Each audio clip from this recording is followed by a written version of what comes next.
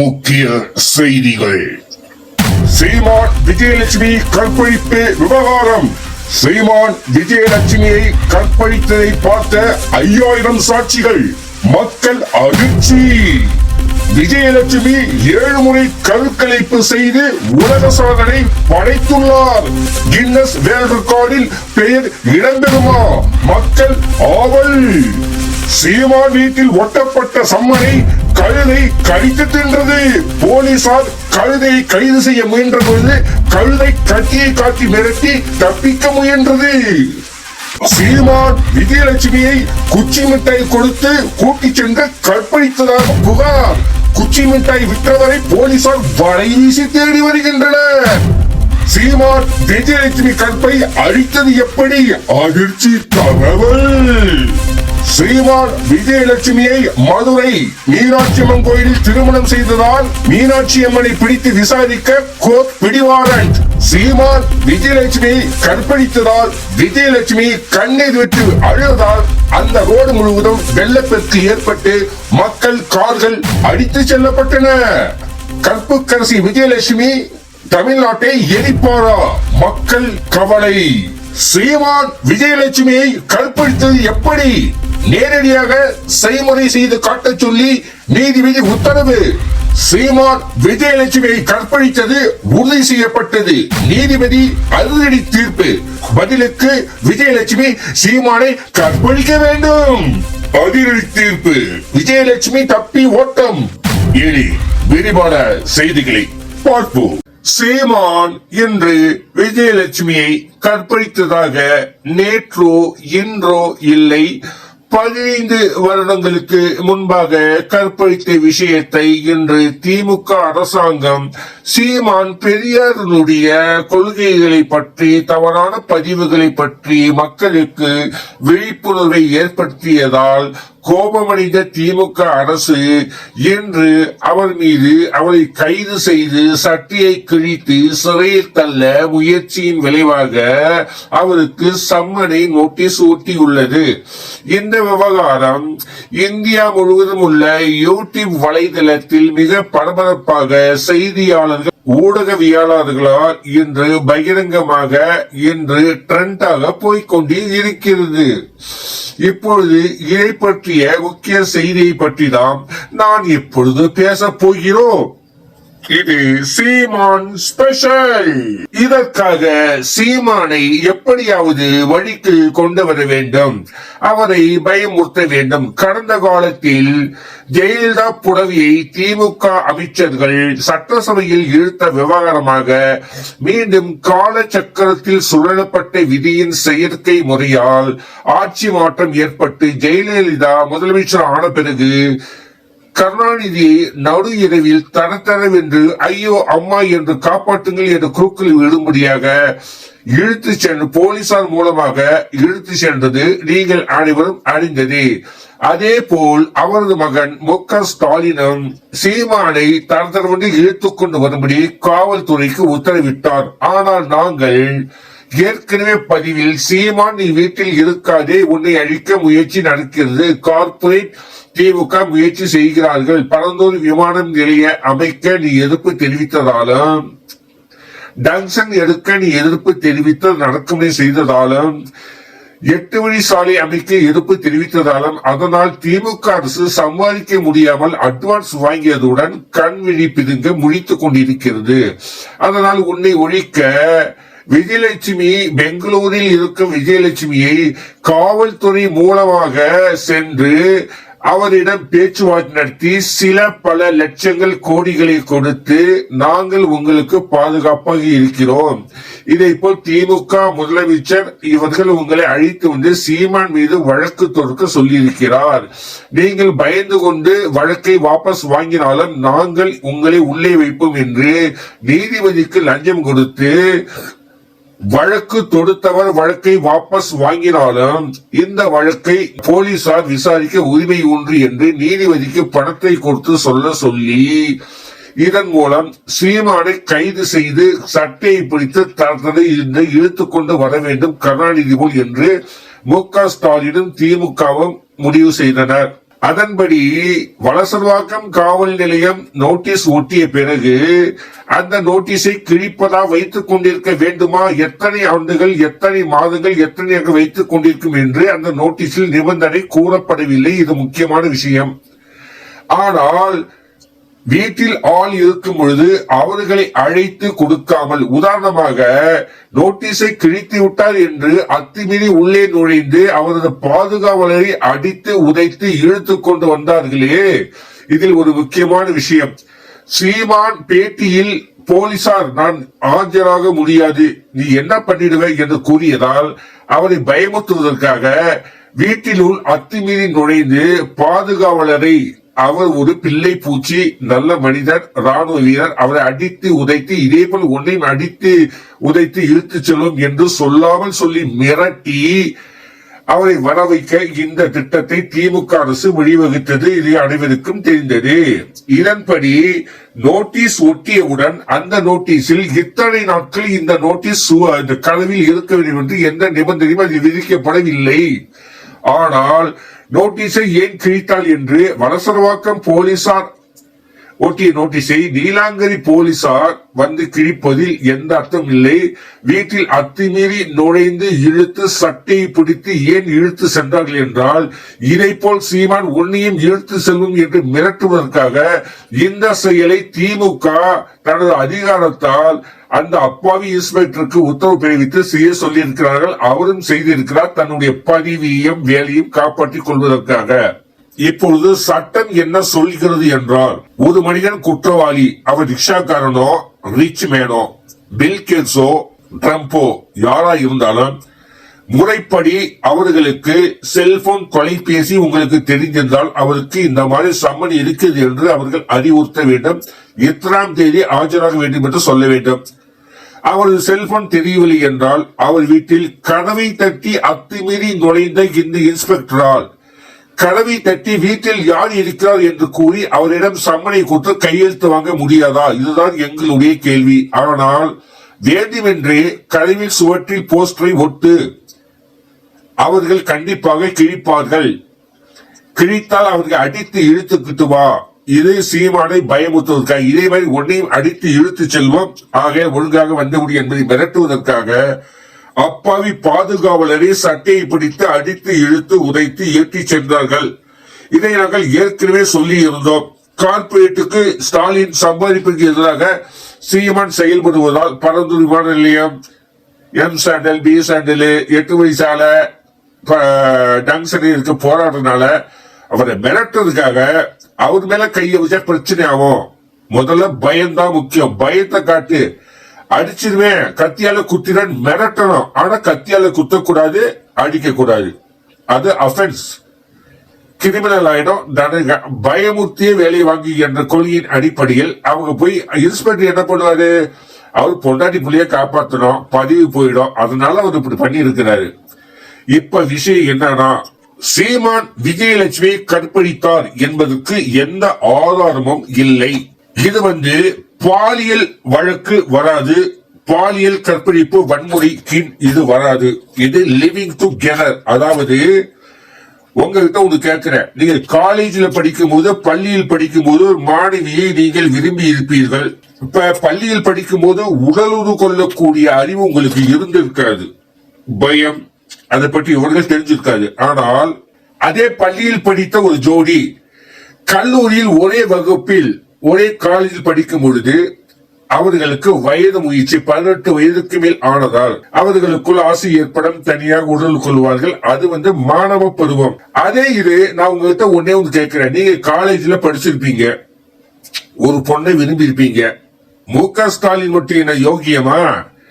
பாத்திமா பாபு செய்தி வாசிப்பாளருடன் தொடர்பில் இருப்பதாக செய்திகள் வரவில்லையா? அவர் தந்தை கருணாநிதி முதலமைச்சராக இருக்கும் பொழுது, இவர் இளவயதாக இருக்கும் போது எத்தனை ஆட்டம் ஆடினார். அதனால் தானே அவரது வாய் மிசா சட்டத்திற்கு வாய் உடைக்கப்பட்டு வாய் கோணலாக இருக்கிறது. உதயநிதி ஒரு பையன் மட்டும் என்ன சினிமாவில் நடிக்கும் பொழுது எந்த நடிகையும் உடல் கொள்ளவில்லையா? பண்ணியிருக்கிறார். அதை பற்றி பேச முடியாது. ஏனென்றால் அவர்கள் அதிகாரம் இருக்கிறது, சட்டம் நம் மீது பாயும். அதை பற்றி எங்களுக்கு கவலை இல்லை. நியாயத்தை, நேர்மையை உயிர் பணம் எடுத்து கூறுவோம்.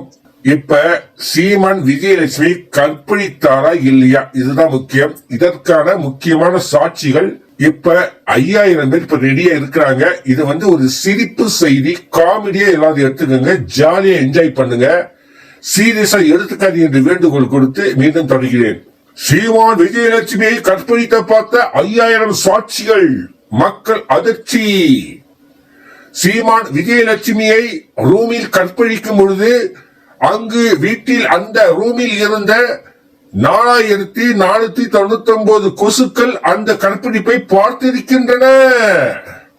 அது மட்டுமல்லாமல் பல்லிகள் ஒரு 35, கரப்பான் பூச்சிகள் ஒரு 25, மேலும் பல பூச்சி இனங்கள். அது மட்டுமல்லாம காற்றோட்டமாக ஜன்னலை திறந்து வைத்ததால் அந்த மரத்தில் உள்ள குருவிகள் 25, காக்கைகள் 45 இதற்கு சாட்சியமாக உள்ளன.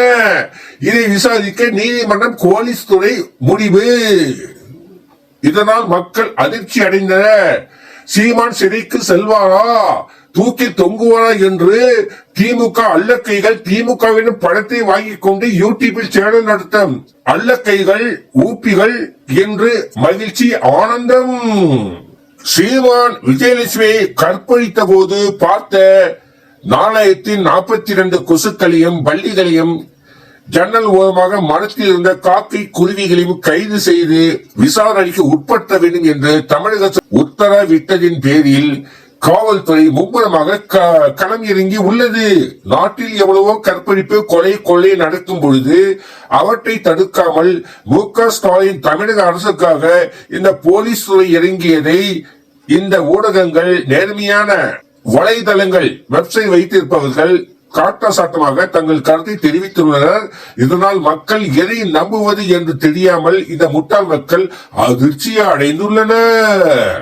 அவைகளை விரைவில் நாங்கள் கோர்ட்டில் ஆஜர்படுத்துவோம், சீமானுக்கு தூக்கு தண்டனை வாங்கி கொடுப்போம் என்று மு.க. ஸ்டாலின் அடிமையான தமிழகத்தில் அடிமையான காவல்துறை கங்கணம் கட்டி வெறியுடன் உள்ளது.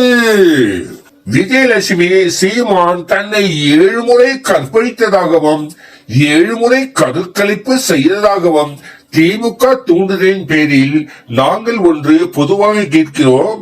நாளையே சீமான் முதலமைச்சரானால் மு.க. ஸ்டாலினை இதே போலீசார் சட்டையை பிடித்து இழுத்துக் கொண்டு வருவார்கள் என்று எச்சரிக்கை செய்து 7 முறை கர்ப்பத்தை கலைத்ததாக விஜயலட்சுமி என்ற கற்புக்கரசி கண்ணகியின் கசி விஜயலட்சுமி கூறியுள்ளார். இதன் மூலம் அவர் உலக சாதனையில் உலகத்திலேயே முதன்முறையாக ஒருவரிடத்தில் 7 முறை கர்ப்பமாகி 7 முறை கருவை கலைத்த ஒரு சாதனையை விஜயலட்சுமி நிகழ்த்தியதால் அவர் கின்னஸ் வேர்ல்ட் ரெக்கார்டில் இடம்பெற ஊடகங்கள் மக்கள் பரிந்துரை செய்துள்ளனர். இதன் மூலம் நாங்கள் தெரிவிப்பது எங்கள் கருத்து என்னவென்றால், ஒரு பெண்ணானவள் ஒரு முறை ஏமாறலாம், 7 முறையா ஏமாறுவாள். அதுவும் அவள் ஒரு அப்பாவி பெண்ணாக இருந்தால் ஒத்துக்கொள்ளலாம். அவளோ ஜகஜாலை கில்லாடி. அவள் நினைத்திருந்தால் 10 வருடங்கள் 15 வருடங்களுக்கு முன்னாக சீமான் கற்பழித்த பொழுது அப்போது அவர் சாதாரண டைரக்டராக இருந்திருந்தார். அவரிடம் இந்த சொத்துக்களோ இவ்வளவு தம்பிகளோ இந்த அரசியல் கட்சியோ கிடையாது.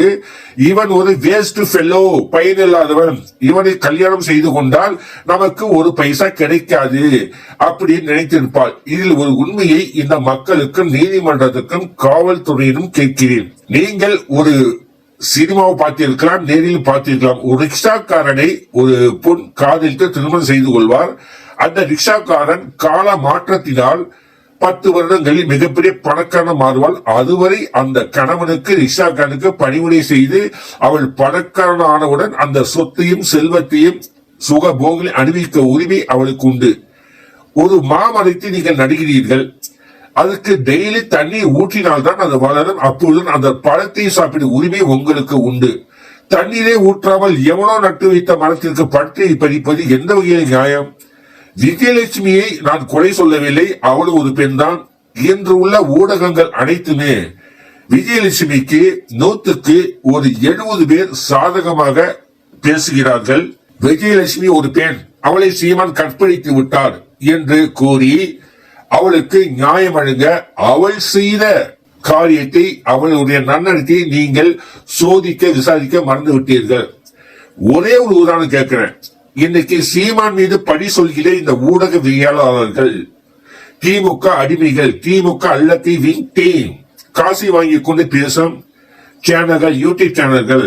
நீங்க ரோட்ல நடந்து போறீங்க, ஒரு விபச்சாரி வரியா 500 கூட ஜாலியா இருக்குன்னு கேட்கிறா. அம்மா என்னை விட்டுருமா, நான் இந்த மாதிரி பழக்கம் இல்லமான்னு போனா சரி.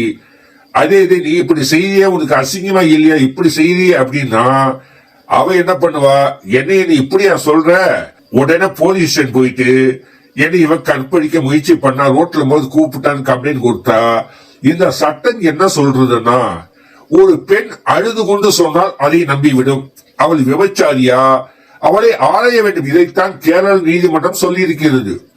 ஒரு பெண் ஒரு ஆணின் மீது தன்னை கற்பழிக்க வந்தால் என்று குற்றம் சாட்டினால் அதை அவர்கள் விசாரிக்க வேண்டும். அந்த பெண்ணுடைய பின்புலத்தை ஆராய வேண்டும். அவள் உண்மையிலே அப்பாவியா, அவளது பேக்ரவுண்ட் என்ன, அவள் நல்லவளா கெட்டவளா, விபச்சாரியா, வேண்டுமென்றே பழி சொல்கிறார்களா என்று பார்க்க வேண்டும். 15 வருடங்களுக்கு முன்பாக விஜயலட்சுமி சீமானுடன் சினிமாவில் நடிக்கும் போது ஏற்பட்ட காதலால் இப்ப உங்களுக்கு ஒரு விஷயத்த, அதிர்ச்சிகரமான விஷயத்த சொல்றேன். இன்னைக்கு ஐடி இருக்கு இல்லையா, இன்ஃபர்மேஷன் டெக்னாலஜி, நிறைய பெண்கள் ஆண்கள் இருக்கிறாங்க இல்லையா. சிவகுமாரே சொல்லி இருக்கிறார். யாரு சிவகுமார்? யாரு? சூர்யா, நடிகர் சூர்யா கார்த்திகுடைய அப்பா. ஒரு ஐடி ஒரு ஆபீஸ்ல அந்த ட்ரைனேஜ் இருக்கும் இல்லையா, கழிவறை, அது தோண்டும் பொழுது, அது எடுக்கும் பொழுது கிட்டத்தட்ட ஒரு 500-600 காண்டம்ஸ் இருந்திருக்கு. அங்க இருக்கிறவங்க ஐடில வேலை பார்க்கிறவங்க, இப்ப அந்த ஐடில வேலை பார்க்கக்கூடிய பெண்ணினுடைய அப்பா அம்மா, ஆணினுடைய அப்பா அம்மா மதுரை, கோயம்புத்தூர், திருநெல்வேலியில தன் பெண் மீதும் தன் மகன் மீதும் நம்பிக்கை வைத்து அந்த வேலைக்கு அனுப்பியிருப்பார்கள். ஏனென்றால் அவர்கள் 50,000 1 லட்சம் மட்டும் சம்பளம் வாங்குகிறார்கள். அவர்கள் ஸ்ட்ரெஸ்ஸை போக்குவதற்காக அவங்களுக்கு ஒரு பிக்னிக்கை அந்த ஐடி நிறுவனம் ஏற்பாடு செய்கிறது. அங்கு தனித்தனி ரூம்கள் அமைக்கப்படுகின்றன. அங்கு அவர்கள் உடலுறு கொள்கிறார் என்ற அதிர்ச்சிகரமான விஷயத்தை நான் சொல்லவில்லை, சிவகுமார் சொல்லியிருக்கிறார். அந்த வீடியோவை யூடியூபில் போய் பார்த்துக் கொள்ளுங்க. அந்த ட்ரைனேஜ் அந்த ஐடி ஆபீஸ்ல ஓபன் பண்ணும்போது கிட்டத்தட்ட 500-1000 காண்டம்ஸ், ஆணுரைகள், நிரோத் இருந்திருக்கு. அவங்க ஸ்ட்ரெஸ் போகுத உடல் கொண்டுருவாங்க. உடல் கொண்டு விட்டு பிறகு அவர்கள் அப்பா அம்மாவின் கட்டாயத்தினால் ஆண் தனது அத்தை மகளையோ மாமன் மகளையோ திருமணம் செய்து கொள்வான். பெண் தன் மாமனையோ தனது முறை மாப்பிள்ளையோ கல்யாணம் செய்து கொண்டு குடும்ப வாழ்க்கை நடத்துவார். அப்பொழுது இந்த ஆண், நீ என்னை கல்யாணம் செய்து கொள்வதாக வாக்களித்திருந்தாய், நீ எப்படி செய்து கொண்டீர்கள் என்று யாரும் சொல்வதில்லை. இது பாலியல் வழக்கின் கீழ் இந்த விஷயம் வராது. இது சட்ட நிபுணர்கள் கையில் விட்டு விடுகிறேன். ஏன்னு கேட்டா, நான் 5 வக்கீல MA ML BA BL வக்கீல்களை நான் 5 வழக்குல தோக்கடிச்சிருக்கிறேன். பேசி அவங்க கை கொடுத்து பாராட்டிட்டு போயிருக்கிறாங்க. நான் வக்கீல் படிக்கவில்லை. எடுத்து வைக்கிற பாயிண்ட உறுதியா கரெக்டா எடுத்து வைக்கிறோம். போலீசாரிடமோ நீதிபதியிடமோ தேவையெல்லாம் பேசக்கூடாது. அவர்கள் கேட்கும் கேள்விக்கு மட்டும் நறுக்கு திரித்தால் போல் ஒரு வரியில் பதிலை சொல்ல வேண்டும். அதுதான் வெற்றியின் ரகசியம், வழக்கறிஞர் வெற்றியின் ரகசியம். வளவலன் பேசினா உங்களுக்கு பிடிக்காது. ஒரு பெண் ஒரு ஆணுடன் கல்யாணம் ஆகாமல் நான் உன்னை திருமணம் செய்து கொள்ளேன் வந்து படு என்று கூப்பிட்டால் அதற்கு ஆதாரத்தை சமர்ப்பிக்க வேண்டும். ஆடியோ ரெக்கார்டாக இருக்கலாம், வீடியோ ரெக்கார்டாக இருக்கலாம், அல்லது நண்பர்கள் என்ன அவரை கூட்டி சென்று இவளைத்தான் நான் கல்யாணம் செய்து கொள்ளப் போகிறேன் என்று கூறிய சாட்சிகள் வேண்டும். இது எவையுமே இல்லாமல் ஒரு நடிகை தன் வாய்ப்புக்காக இயக்குனர் சீமானை படுக்க அழைத்து அவர் ஆசையுடன் இணைந்து கொண்டார். நான் சீமான் கட்சி கிடையாதியா, நாளைக்கு உங்களுக்கே பிரச்சனை இருந்தாலும் நான் வாதாடுவேன், நான் கேட்பேன். அவ விருப்பப்பட்டு சீமான் கூட படுத்தான். எவள் ஒருத்தி ஒரு ஆணை திருமணம் செய்து கொண்டு அவன் பிச்சைக்காரனோ ரிக்ஷாக்காரனோ அவனுடன் வாழ்ந்து அவன் பிற்காலத்தில் பணக்காரன் ஆகிறானோ அப்பொழுதுதான் அவளுக்கு அவனுடைய பங்களா, கார் இதை அனுபவிக்க உரிமை அவளுக்கு உண்டு. நீ ஏழை. சீமான் ஒரு சாதாரண முன்னேறி கொண்டிருக்கின்ற ஒரு இயக்குனர். இவரை கல்யாணம் செய்து கொண்டு நம்ம வாழ்க்கை வீணாக்க கூடாது என்று பார்த்தால், ஆனால் சினிமா வாய்ப்புக்காக சீமானுடன் படுத்தால் அதுக்கு தேவையான சிறிது பணத்தை வாங்கி கொண்டாள். சீமானும் சரி விஜயலட்சுமி திருமணம் செய்து கொள்ளலாம். ஏன்னா இன்னைக்கு சுந்தர் இருக்கா இல்லையா, இயக்குனர் சுந்தர் சி குஷ்பை கல்யாணம் பண்ணிக்கிட்டார் இல்லையா. ஏன்னா குஷ்பு ஏராளமான பணம் வைத்திருக்கிறார். சுந்தர் சி தோற்று போன ஒரு இயக்குனர். சில படங்கள் தான் இப்போது வெற்றி அடைந்து வருகிறார். அவருக்கு கல்யாணம் செய்து கொண்டு சுகமாக வாழ்கிறார். தேவயானி ஒரு இயக்குநரை கல்யாணம் செய்து கொள்ளவில்லையா? இப்போது நிம்மதியாக வாழ்கிறார்கள். அது அவர்கள் மன விருப்பம். இன்று சுப்ரீம் கோர்ட்டாக இருக்கட்டும், கேரள கோர்ட்டாக இருக்கட்டும் என்ன சொல்கிறது என்றால், கல்யாணமாகாத ஒரு ஆணும் பெண்ணும் மனமுத்து ஒன்றாக சேர்ந்து வாழ்ந்தால், உடலுறவு கொண்டால், அது லிவிங் டுகெதர். இதற்கு திருமணம் தேவையில்லை, தாலி தேவையில்லை, திருமண பதிவு செய்து கொள்ள வேண்டிய அவசியம் இல்லை. 15 வருடங்கள் முந்தா நேற்று சினிமாவுக்கு வந்து நேற்று சீமான் கருத்து இன்னைக்கு இந்த வழக்கு வரல. 15 வருஷம் அந்த வழக்கு. அப்ப என்ன பண்ணா, சீமான் ஒரு வெட்டு சினிமா சான்ஸுக்காக படுத்தோம். அவர் கல்யாணம் பண்ணுவதற்காக இல்லை. அவருடைய நோக்கம் உடலுறவு சுகம் அவர் ஏற்கனவே அனுபவித்ததுதான். இதற்கு ஆதாரம் கர்நாடக உள்ள ஜக்கேஷ், அப்புறம் இந்த நிறைய பேருடைய வீடியோக்கள் வருது. எங்களை வந்து விஜயலட்சுமி ஏமாத்திட்டாங்க, இத போட்டாலே விஜயலட்சுமி கேஸ் அவுட் ஆயிடும். சுப்ரீம் கோர்ட்டுக்கு இந்த வழக்கு வந்தால் விஜயலட்சுமி ஆஜராக வேண்டும். சீமான் சுப்ரீம் கோர்ட்டில் வாதாடுவதற்கு பணபலம் உள்ளவர், அவர் தம்பிகள் உதவி செய்வார்கள். ஆனால் விஜயலட்சுமி இந்த வழக்கு அடுத்த மாசம் 10ஆம் தேதி வச்சுங்க, சும்மா ஒரு பேச்சுக்கு. விஜயலட்சுமி அந்த கேஸில் சுப்ரீம் கோர்ட்டில் ஆஜராகவில்லை என்றால் அவரிடம் பணம் கிடையாது. சுப்ரீம் கோர்ட்டில் ஒரு வக்கீல் வாதாடுவதற்கு 1 மணி நேரத்திற்கு 5 லட்சம் முதல் 10 லட்சம் வரை வாங்குகிறார்கள். இதை கொடுக்கும் வசதி விஜயலட்சுமி கிடையாது. அவர் அந்த வழக்கில் ஆஜராகவில்லை என்றால் எக்ஸ் பார்ட்டியாக அறிவித்து சீமானுக்கு சாதகமாகவே இந்த தீர்ப்பு வழங்கப்படும். சீமான் வெற்றி பெறுவார். அவர் ஏற்கனவே பல பேரை ஏமாத்தி இருக்கிறார். விவரங்கள் எல்லாம் போட்டிருக்கிறாங்க, யூடியூப்ல இருக்கு, கூகுள்ல போய் பார்த்துக்குங்க. எவ்வளவு பேரை ஏமாத்தி இருக்கிறா, எத்தனை பேர் கூட கல்யாணம் பயிற்சி சொல்லி இருக்கிறா. நான் ஒன்னே உங்களுக்கு கேட்கிறேன், சீமான் விஜயலட்சுமி கற்பழிச்சிட்டாரியா? கற்பழிச்சிட்டா உடனே போலீஸ்ல 15 வருஷத்துக்கு முன்னாடி கம்ப்ளைண்ட் பண்ணிருக்கிறோம். அது அதிமுக ஆட்சியா இருக்கட்டும், பாரதிய ஆட்சியா இருக்கட்டும், ஒருத்த கூட நியாயம் இல்ல. அப்ப இப்ப வந்தா மாதிரி இங்க ஊடகத்துல எல்லாரும் பேசியிருப்பாங்க இல்லையா? ரேடியோவா இருக்கட்டும், தூர்தர்ஷனா இருக்கட்டும், எதுவா இருக்கட்டும், பேசி எனக்கு நிறைய நடந்திருக்கு, நான் போறது உங்களுக்கு நீதி நேர்மை நியாயத்தை வாங்கி மக்கள் கொடுத்துருப்பாங்க. உங்களுடைய நோக்கம் என்ன? விஜயலட்சுமி உங்களை தான் கேட்கிறேன். நீங்க சீமான் மாதிரி பல பேரை மிரட்டி வச்சுக்கணும், ஒவ்வொருத்தரையும் மிரட்டி மாசம் 5 லட்சம் 10 லட்சம் வாங்கணும், இப்படியே வாழ்க்கை ஓட்டிடணும். இதைத்தான் நீங்க நினைச்சிருக்கிறீங்க. உங்களுக்கு கல்யாணம் பண்ண வேண்டிய, கல்யாணம் செய்ய வேண்டிய ராசி உங்களுக்கு துளி கூட கிடையாது என்பது தெளிவாக தெரிகிறது. நான் என்ன ஒரே ஒரு கேள்வி கேட்கிறேன், நான் இதுக்கு முன்னாடி 2 வாட்டி கம்ப்ளைண்ட் கொடுத்தேன் சீமான் மேல, அதான் நான் வாபஸ் வாங்கிட்டேன். சீமான் மிரட்டினான்னு சொல்றீங்க இல்லையா? இந்த வருஷம் நீங்க கம்ப்ளைண்ட் கொடுத்தீங்க இல்லையா? இப்ப மட்டும் உங்களுக்கு தைரியம் எப்படி வந்தது? அப்ப பின்னாடி யாரோ உங்களுக்கு தைரியம் கொடுத்திருக்கிறாங்க. அந்த தைரியத்தை கொடுக்கக்கூடியவர் ஒரு ஆட்டோ டிரைவரோ, ரிக்ஷாக்காரோ, ஒரு பஸ் கண்டக்டரோ கொடுக்க முடியாது. அரசியல் அதிகாரம் உள்ள ஒரு மிகப்பெரிய கட்சி தான் கொடுக்க முடியும். அந்த கட்சி ஆளும் கட்சி திமுக. அது குற்ற தைரியத்தில் மீண்டும் எப்போது வந்திருக்கிறீர்கள்? ஒருவேளை கோர்ட்டில் சீமான் அவர்களே உங்களுக்கு ஒன்று சொல்கிறேன், ஏற்கனவே 2 முறை அவர் நீங்கள் மிரட்டியதால் தான் அவர் வாபஸ் வாங்கி சொல்கிறாரு. இதுக்கு உங்கள் பதில் என்ன என்று சீமானே உங்களை நோக்கி சுப்ரீம் கோர்ட் நீதிபதி நான் கேட்டால் நீங்கள் இதை சொல்லுங்கள். நான் 2 முறை வழக்கன மிரட்டி வாபஸ் வாங்கத்தான் நீங்க சொல்றீங்க, ஊடகங்கள் சொல்றது. இப்ப மட்டும் எந்த தைரியத்துல எதிர் கேஸ் கொடுத்தாரு? இப்ப மட்டும் தைரியம் எப்படி வந்துச்சு? யார் கொடுத்தா என்று கேள்வி வைத்தால் திமுக மாட்டிக்கொள்ளும். பின்னால் திமுக இருப்பது வெட்ட வெளிச்சமாகிவிடும். இதுதான் உண்மை சீமான். இதை உன் வக்கீல் சொல்லி கேட்க சொல். விஜயலட்சுமி 7 முறை கருக்கழிப்பு செய்ததற்கான ஆதாரம் அவர் சைன் பண்ணி உள்ளார், கையெழுத்து போட்டு உள்ளார் என்று கூறியுள்ளனர். அவர் ஏற்கனவே ட்விட்டர், பேஸ்புக், வாட்ஸ்அப்ல தம்பிகளுக்கு ஒரு நோட்டீஸ் இந்த போராட்டம் நடக்கிறது சொல்லும் போது அவர் கையெழுத்தை போட்டுதான் அனுப்புவார். அந்த கையெழுத்தை நவீன யுக்தியின் மூலம் அதை அப்படியே எடுத்து கைரேகை முதற்கொண்டு எடுத்து என்று வைத்து இந்த ஆதார் கார்டு நம்பரையே வச்சு பேங்க்ல கொள்ளையடிக்கிறாங்களே, அக்கௌண்ட்ல இருக்கிற பணத்தை சுருட்டுறாங்களே, ஹேக்கிங். அதே மாதிரி அவர் கையெழுத்து எடுத்து வைத்திருக்கலாம் இல்லையா? கடந்த சில ஆண்டுகளுக்கு முன்னால் கொரோனா வந்துச்சு இல்லையா? அப்ப எல்லாரும் கொரோனா தடுப்பூசியை போட்டவங்களை மட்டும்தான் நாங்க வெளிநாட்டு பயணத்துக்கு அனுப்புவோம் அப்படின்னு சொன்னாங்க.